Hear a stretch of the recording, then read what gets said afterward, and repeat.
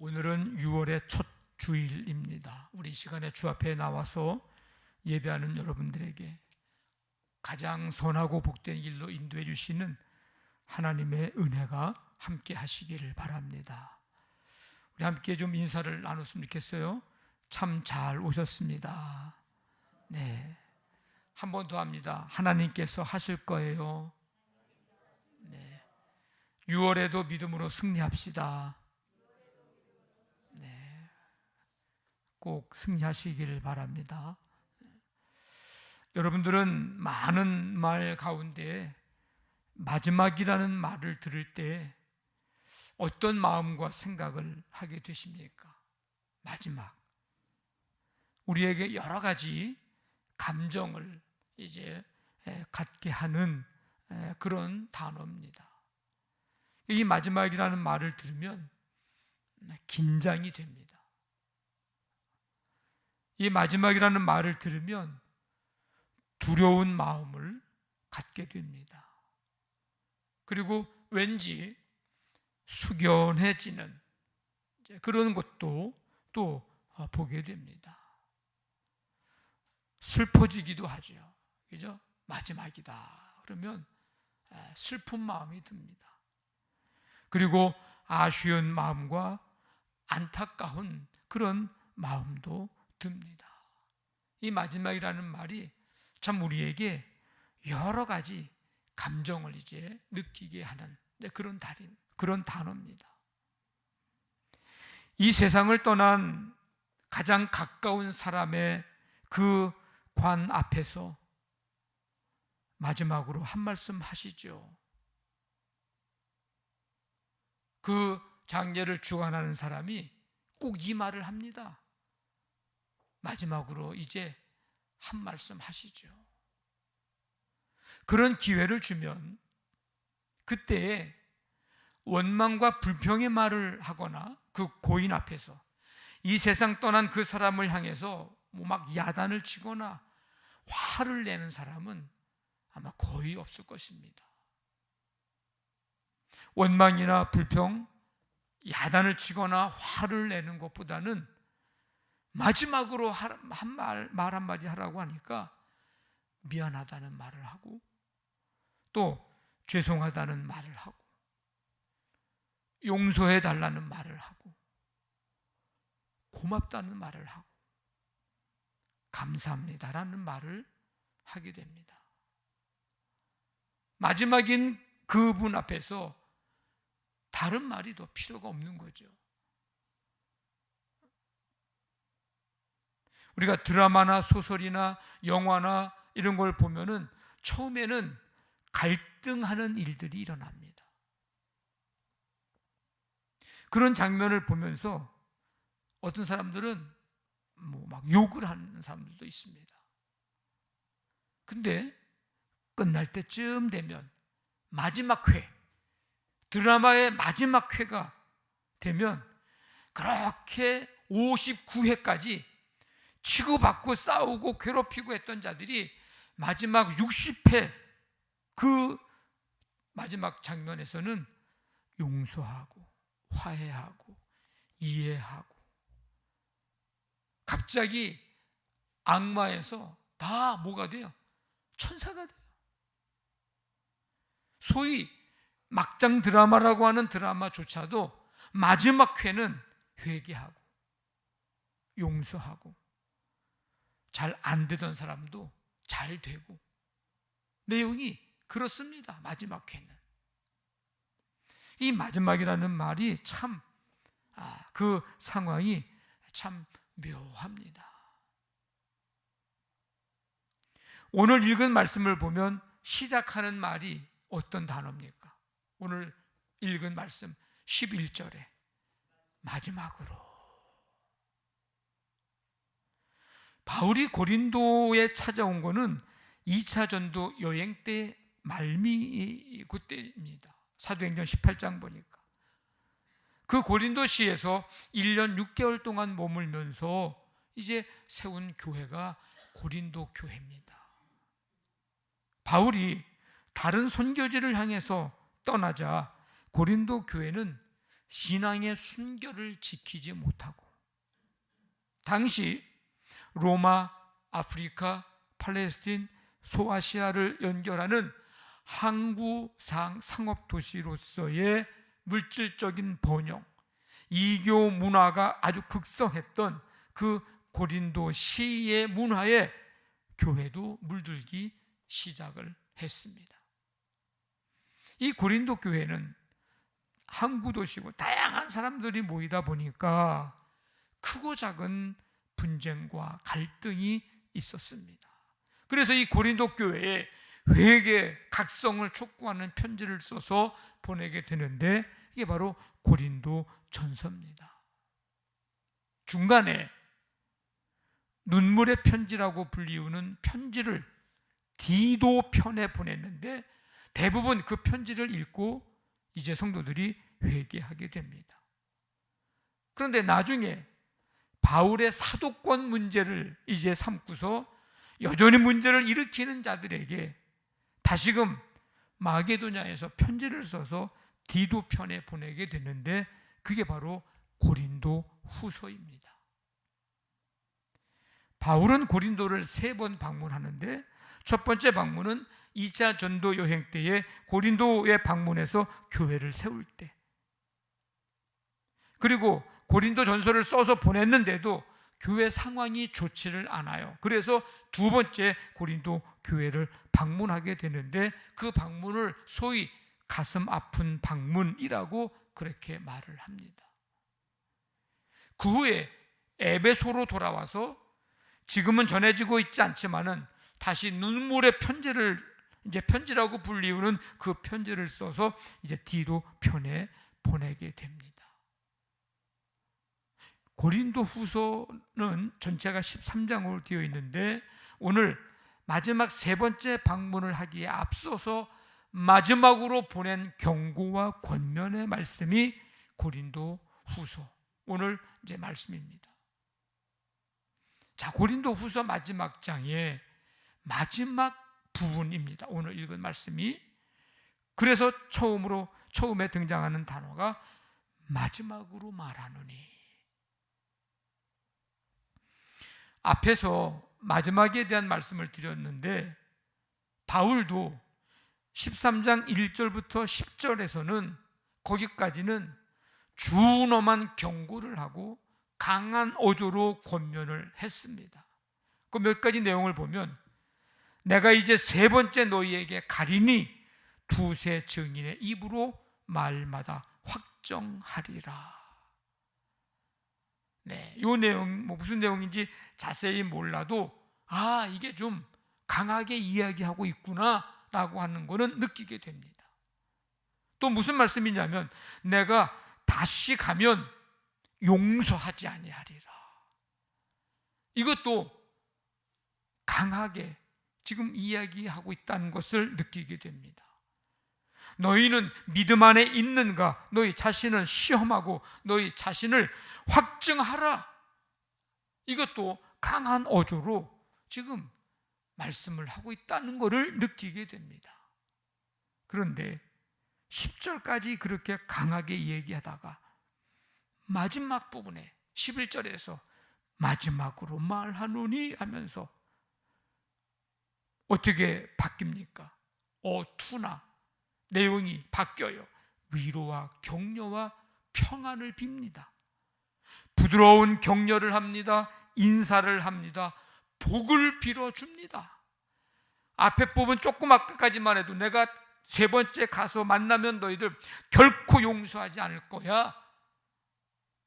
너 믿음 안에 있는가? 시험하고 자신을 확증해. 강하게 얘기했는데 마지막으로 말하는데 이제 위로와 격려, 이제 복을 빌어주는 마무리를 하고 있습니다. 오늘 이 말씀 가운데서 몇 가지 축복의 말씀을 우리가 보게 되는데 오늘 여기에 모인 우리 모두에게 이 축복이 임하기를 간절히 바랍니다. 그래서 오늘 말씀의 제목이 뭐예요? 우리에게도 이런 축복이. 오늘 드리는 이 놀라운 이 축복들이 우리에게도 이런 축복이 임하기를 원합니다. 자, 첫 번째 축복은 하나님의 위로입니다. 해봅시다. 하나님의 위로. 자, 11절에 마지막으로 말하노니 형제들아 위로를 받으며. 여러분 한 사람 한 사람에게 위에 하나님의 위로가 함께 하시기를 바랍니다. 하나님은 어떤 하나님인가? 고린도후서 1장에 보니까 위로의 하나님이십니다. 위로의 하나님. 이 위로라는 말, 파라클레시스라고 하는 말인데 곁에서 부름이라는 뜻을 가지고 있습니다. 바울은 위로의 하나님께로부터 수많은 환난 가운데서도 위로를 받은 사람입니다. 환난과 고난 가운데서도 곁에 계시는 하나님을 경험했고 그때마다 위로를 받았습니다. 이 위로는 성령님의 속성 중에 하나입니다. 그래서 예수님은 성령님을 뭐라고 말씀하셨어요? 보혜사라고 말합니다. 보혜사. 곁에 있는 자, 곁에서 돕는 자. 이 위로는 불쌍히 여김이라는 뜻도 가지고 있습니다. 하나님 앞에서 불쌍히 여김을 받는 거예요. 하나님께 긍휼히 여김을 받는 것을 말합니다. 이 위로라고 하는 말은 유쾌함을 받는다라는 의미도 있습니다. 그래서 위로를 받으라 이 말은 하나님께로부터 유쾌함을 입으라, 즉 하나님께로부터 즐거움을 입으라고 하는 뜻입니다. 이사야서 49장에 보니까 여호와가 그 백성을 위로하였은즉 그 고난당한 자를 긍휼히 여길 것임이니라. 하나님은 주의 백성들이 고난을 당할 때 절대로 외면하지 않으시고 긍휼히 여겨주시고 위로하시는 분입니다. 이사야 선지자는 그래서 51장에 보니까 대저나 여호와가 시온을 위로하되 그 모든 황폐한 곳을 위로하여 그 광야로 에덴 같고 그 사막으로 여호와의 동산 같게 하였나니 그 가운데 기뻐함, 즐거워함, 감사함, 창화하는 소리가 있으리라. 하나님께서 위로해 주시면 광야와 사막과 같은 상황에서도 기쁨과 즐거움과 감사와 서로 함께 찬송하는 소리가 있게 됩니다. 하나님의 위로. 오늘 이 시대에 우리가 살아가고 있는 이 세상, 하나님의 위로하심이 없으면 우리는 이 힘든 세상, 이 험한 세상을 살아갈 수 없고 영적인 싸움에서 끝까지 싸워 나아갈 수 없을 것입니다. 그런데 하나님의 위로하심이 있어요, 우리에게는. 아멘. 하나님의 위로하심이 세상 어디에서도 얻을 수 없고 세상 그 누구에게서도 받을 수 없는 그 위로, 하나님의 위로하심. 이 하나님의 위로하심의 축복이 오늘 우리에게 이런 축복이 임하기를 간절히 바랍니다. 두 번째 축복은 하나님의 평안입니다. 한번 해볼까요? 하나님의 평안. 11절에 평안할지어다, 평안할지어다. 사랑과 평강의 하나님이 너희와 함께 계시리라. 하나님의 평강, 하나님의 평강이 여러분들과 함께 하시기를 바랍니다.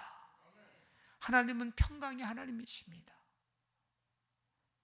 그런데 하나님을 믿는 사람들이 모인 이 고린도 교회 안에 다툼과 시기와 분냄과 당짓는 일 등등으로 인해서 평화를 잃어버렸어요. 교회가 평화가 깨져버렸어요. 이러한 교회에 평강의 하나님이 함께 하시리라.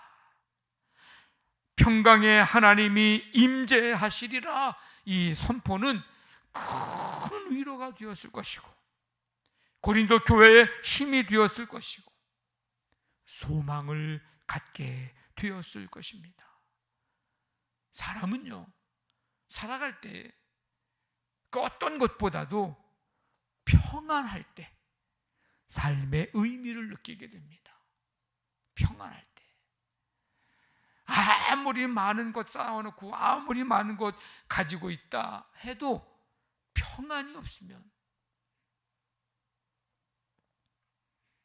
아무 소용이 없습니다. 평안하지 않으면 삶의 의미도 상실하게 됩니다. 그런데 참 평안은 오직 하나님께로부터, 주님께로부터 오는 줄 믿습니다. 고린도전서 1장에 보니까 하나님 우리 아버지와 주 예수 그리스도로 쫓아 은혜와 평강이 있기를 원하노라.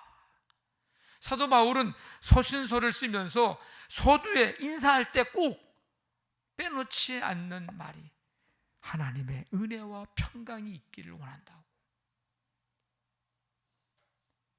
요한복음 14장에 평안을 너희에게 끼치노니 곧 나의 평안을 너희에게 주노라. 내가 너희에게 주는 것은 세상이 주는 것 같지 아니하니라. 너희는 마음에 근심하지도 말고 두려워하지도 말라. 주님의 평안을 소유한 자만이 환난이 많으니 세상에서 승리할 수가 있습니다. 주님 주시는 평안을 소유한 자만이 풍파 많은 이 세상에서 선한 싸움을 계속해서 싸워 승리할 수가 있습니다. 예수님이 십자가에서 못 박혀 죽으신 후 3년 동안이나 예수님을 따라다녔던 제자들은 두려워서 문을 걸고 잠그고 숨어 지냅니다. 부활의 주님은 그들에게 나타나셔서 너희에게 평강이 있을지어다, 이 말씀을 하셨어요. 너희에게 평강이 있을지어다. 주의 법을 사랑하는 자에게 평안이 있습니다. 시편 119편 보니까 주의 법을 사랑하는 자에게는 큰 평안이 있으니 그들에게 장애물이 없으리다. 기도하는 자에게 평안함이 있습니다. 아무것도 염려하지 말고 오직 모든 일에 기도와 간구로 너희 구할 것을 감사함으로 하나님께 아뢰라. 그리하면 모든 지각에 뛰어난 하나님의 평강이 그리스도 예수 안에서 너희 마음과 생각을 지키시리라.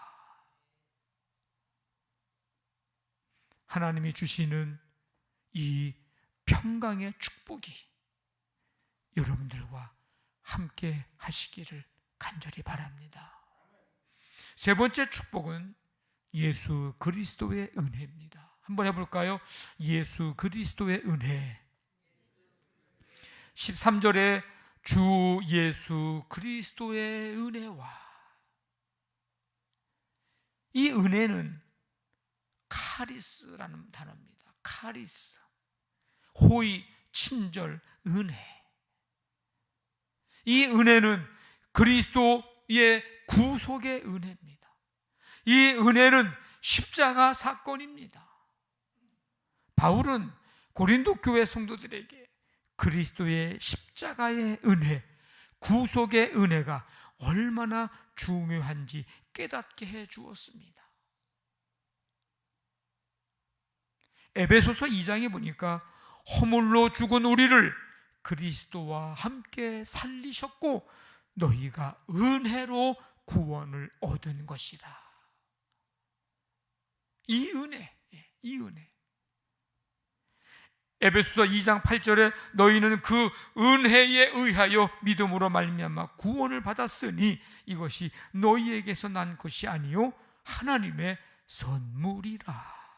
이 은혜, 우리는 우리의 공로나 노력으로 구원을 얻게 된 것이 아니고 오직 주의 은혜로 구원을 얻었습니다.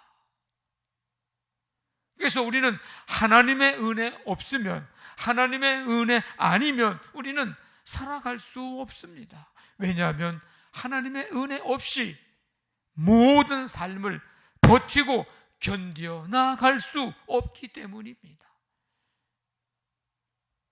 우리가 믿음 생활 하다 보면, 예수님 믿고 살다 보면 우리 인간의 이 연약함, 이 유한함에 다 노출돼서 낙심하고 때로는 불신앙에 빠지고, 그래서 교회도 떠나고 하나님도 떠나는 사람들을 보게 됩니다. 성도라고 해도 죄에서 구원받았지만 여전히 우리는 죄 지을 가능성이 있는 사람들이고, 사단 마귀에게 해방되었으나 때로는 사단 마귀 시험에 빠지기 쉽습니다. 믿음의 사람이라 할지라도. 그래서 우리에게는 도움이 필요한데, 돕는 자가 필요한데, 그 도움의 힘이 바로 주의 은혜입니다. 우리에게는 그래서 은혜가 필요한 사람들이에요. 은혜가 필요합니다. 죄악 가운데 살아가고 있는 우리들에게 십자가의 은혜가 필요합니다.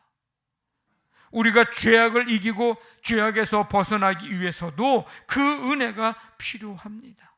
이 험한 세상 살아갈 때 그 은혜가 필요합니다.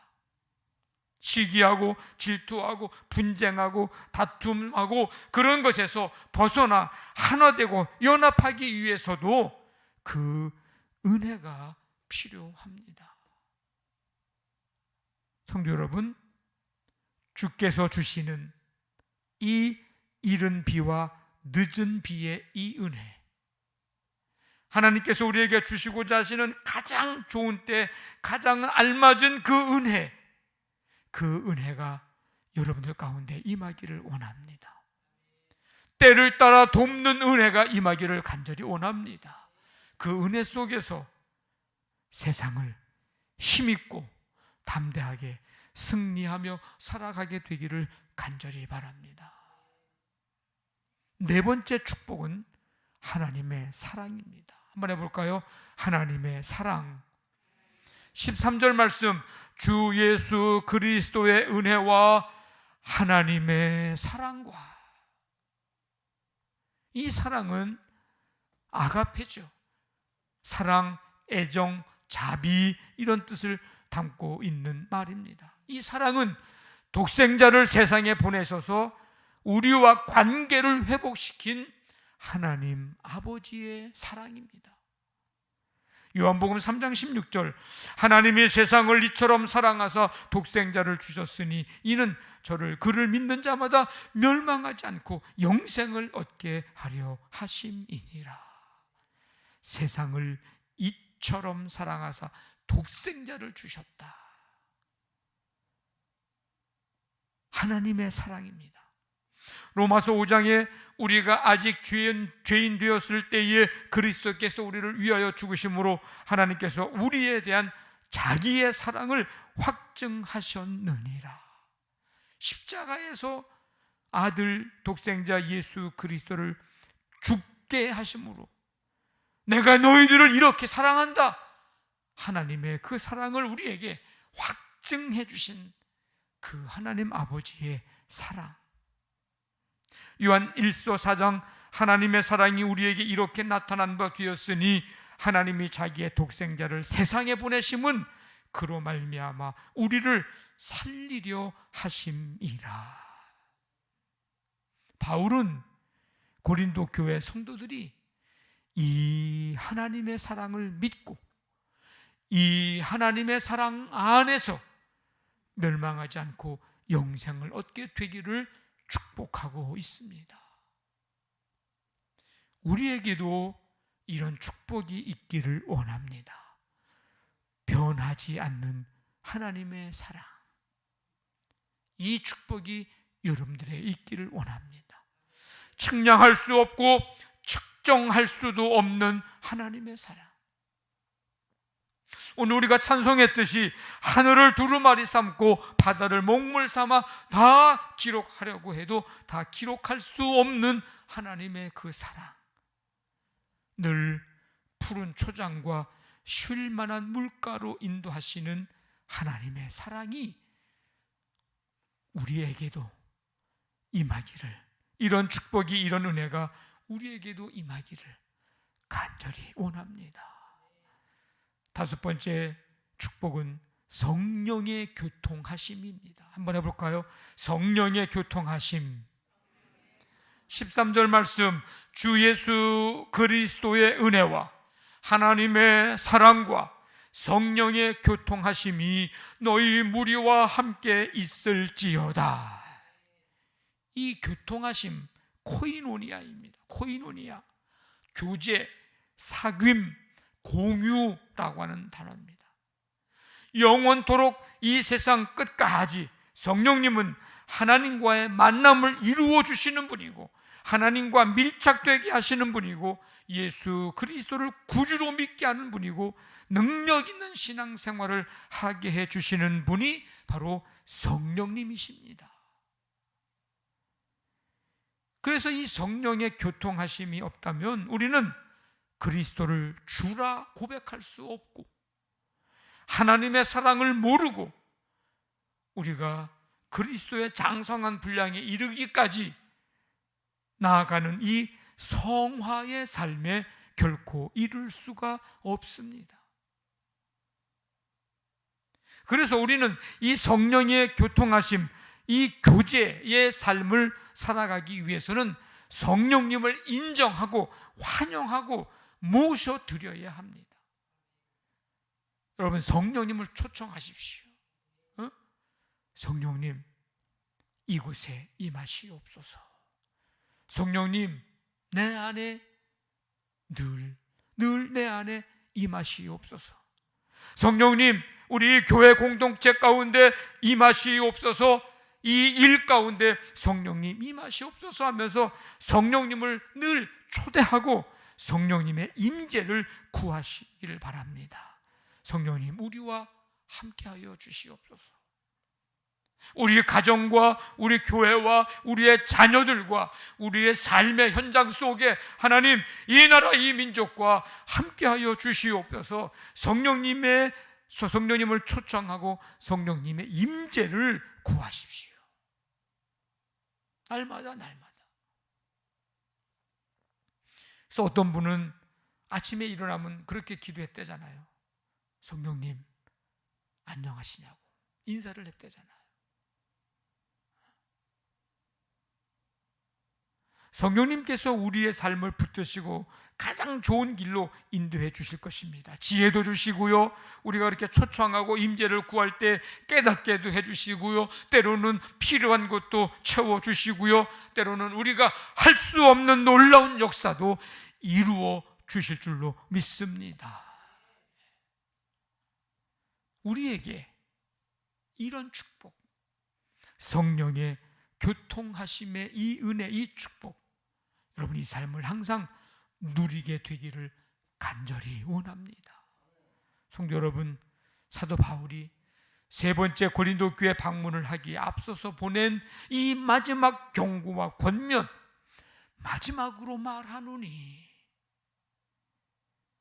이 말씀을 통해 고린도 교회의 위로와 평안을 빌며 복을 빌어준 이 하나님의 위로하심, 하나님의 평안, 그리스도의 은혜, 하나님의 사랑, 이 성령의 교통하심, 이 다섯 가지의 놀라운 은혜와 이 축복이 오늘 여러분들에게도, 우리 교회에도, 이 나라 이 민족에도 그대로 임하게 되기를 주님의 이름으로 간절히 축원합니다.